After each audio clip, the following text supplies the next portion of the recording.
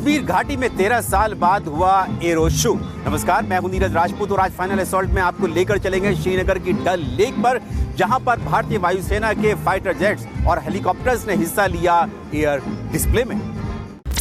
कश्मीर घाटी में करीब 13 साल बाद भारतीय वायुसेना का एयर डिस्प्ले हो रहा है और खास बात यह है कि कश्मीर घाटी में पहली बार इस एयर डिस्प्ले में फाइटर जेट यानी कि लड़ाकू विमान हिस्सा ले रहे हैं। इस वक्त राजधानी श्रीनगर के डल लेक पे के आसमान में ये जो दिखाई दे रहा है, ये दरअसल भारतीय वायुसेना का सबसे खतरनाक, सबसे लीथल जो फाइटर जेट है सुखोई यानी कि Su-30 MKI, वो इस वक्त यहाँ पर एयर डिस्प्ले में हिस्सा ले रहा है और अपनी फॉर्मेशंस, अपनी टैक्टिकल मैन्यूवर वो करके दिखा रहा है कि किस तरह से सुखोई फाइटर जेट जो है वो मैन्यूवर कर सकता है, आसमान में कर सकता है।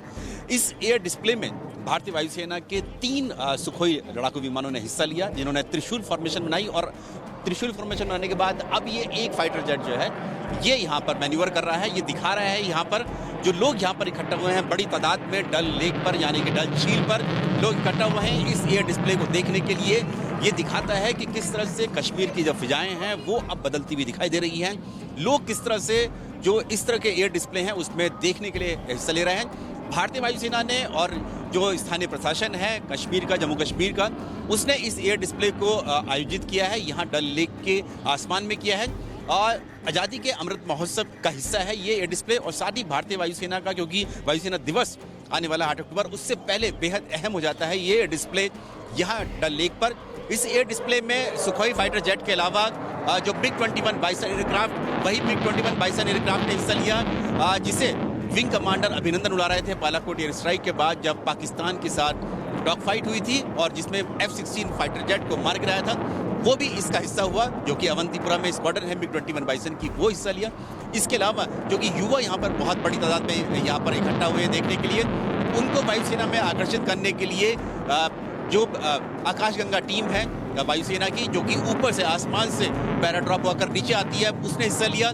पैरामोटर टीम ने हिस्सा लिया है, ग्लाइडर्स ने हिस्सा लिया इसमें, जो कि एडवेंचर टूरिज्म को की तरफ भी दिखाता है कि किस तरह से कश्मीर घाटी में, क्योंकि टूरिज्म जो है, पर्यटन जो है बहुत बड़ा हिस्सा है अर्थव्यवस्था का, तो किस तरह से पर्यटन जो है आकर्षित हो सकते हैं, उसके लिए भी यहाँ पर इस एयर डिस्प्ले में इन पैराग्लाइडिंग टीम्स को भी रखा गया है कि किस तरह से एडवेंचर स्पोर्ट्स जो हैं वो भी कश्मीर घाटी में उनको पॉपुलर किया जा सकता है। इस तरह का ये डिस्प्ले किया गया है। इसके अलावा सूर्यकिरण टीम जो है वो भारतीय वायुसेना की वो हिस्सा ले रही है। सूर्यकिरण टीम यानी कि जो एयरक्राफ्ट होते हैं, हॉक जो एयरक्राफ्ट हैं, जो कि एरोबेटिक टीम है, जो कि आसमान में करतब दिखाती है, वो भी इस एयर डिस्प्ले में हिस्सा ले रही है। डल लेक के आसमान में इस वक्त जो भारतीय वायुसेना की जो एरोबेटिक टीम है यानी कि सूर्यकिरण एरोबेटिक टीम है, वो अपना डिस्प्ले यहाँ दिखा रही है। इस जगह देखेंगे तो ये देखिए, ये और कितनी जो एक साथ सिंक्रोनाइज किया गया है। ये जो एयरक्राफ्ट हैं 5 और 3 8 टोटल 8 जो एयरक्राफ्ट हैं इस जो डिस्प्ले टीम में। और ये जो डिस्प्ले टीम है ये देश विदेश में जानी जाती है अपने करतब दिखाने के लिए आसमान में। इस सूर्यकिरण टीम में भारतीय वायुसेना के जो हॉक जो ट्रेनर एयरक्राफ्ट हैं उससे ये टीम बनाई गई है और इस टीम में ये दिखाती है कि किस तरह से जो पायलट्स हैं जो इस सूर्यकिरण टीम के हैं वो किस तरह से सिंक्रोनाइज करते हैं, किस तरह से उनमें तालमेल बैठता है और इस तरह का जो करतब जो है दिखाई देता है। दुनिया भर की चुनिंदा ही वायुसेना ही ऐसी हैं जहाँ पर इस तरह की जो एरोबेटिक टीम जो है उसमें भारतीय वायुसेना की इस सूर्यकिरण टीम का भी नाम आता है। सूर्यकिरण टीम ने न केवल देश में, जो हर साल हम लोग देखते हैं हिंडन में जो वायुसेना दिवस के मौके पर अपना ये इस तरह की एरोबेटिक डिस्प्ले दिखाती है, बल्कि विदेशों में भी जाकर इसने जो है ये अपना डिस्प्ले दिखाया है। तो इसीलिए जब यहाँ एयर डिस्प्ले किया गया यानी कि श्रीनगर में किया गया डल लेक के आसमान में, तो उसमें खास तौर से भारतीय वायुसेना ने इस सूर्यकिरण टीम को भी उसका हिस्सा बनाया ताकि जो यहाँ के युवा हैं और नौजवान हैं वो इस को देखें कि किस तरह से वायुसेना में आप अपना कैरियर भी बना सकते हैं। और इसीलिए भारतीय वायुसेना ने और जो जम्मू कश्मीर प्रशासन है उसने इस एयर डिस्प्ले को नाम दिया है विंग्स टू योर ड्रीम्स, यानी कि आप अपने सपनों को उसमें पंख लगा सकते हैं। और पंख कैसे लगा सकते हैं? वायुसेना में शामिल होकर आप अपना कैरियर बना सकते हैं।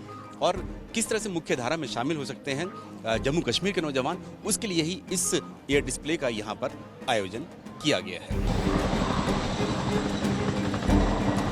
डल लेक पर भारतीय वायुसेना के एयर डिस्प्ले का जो समापन हो रहा है, जो कंक्लूजन हो रहा है, वो हो रहा है भारतीय वायुसेना के हैवी लिफ्ट हेलीकॉप्टर चिनूक के साथ, जो अमेरिकी हेलीकॉप्टर है भारतीय वायुसेना ने हाल ही में लिए थे अमेरिका से, उसके साथ। ये देखिए चिनूक हेलीकॉप्टर डल लेक पर, डल गेट पर, ये देखिए पानी के ऊपर यानी कि लेक के ऊपर होवर कर रहा है। होवरिंग यानी कि एक जगह रह सकता है। और ये देखिए ये ऐसा हेलीकॉप्टर है जो साइड बेस भी, मतलब कि एक तरफ चल सकता है, न केवल आगे और पीछे बल्कि साइड से भी चलता है। और ये यहाँ पर दिखा रहा है, अपने मैन्यूवर दिखा रहा है। ये देखिए पानी के ऊपर पूरी डल लेक का पानी जो है पूरी ऐसे, ये देखिए किस तरह से यहाँ तक बौछार जो है वो इस डल लेक के पानी की यानी कि झील की यहाँ तक आ रही हैं। और भारतीय वायुसेना का ये जो चिनूक हेलीकॉप्टर है बेहद ही जो अहम हेलीकॉप्टर है, क्योंकि ये न केवल सैनिकों को एक जगह से दूसरी जगह ले जाता है, बल्कि जो इसमें सामान है, वेपन्स है, रसद है, वो सब भी लेके जाया जाता है।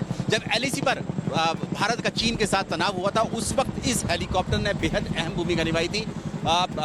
चीन के खिलाफ जो भी तैयारियां थी भारतीय वायुसेना की और थल सेना की, इनके जरिए ही भारत ने बड़ी तादाद में जो लेह से और दूसरे फॉरवर्ड बेस से जो फॉरवर्ड पोस्ट होती हैं वहाँ पर जो था हथियार है, रसद है और सैनिकों को भेजने का काम इन हेलीकॉप्टर से नहीं किया था, चिनूक हेलीकॉप्टर से किया था।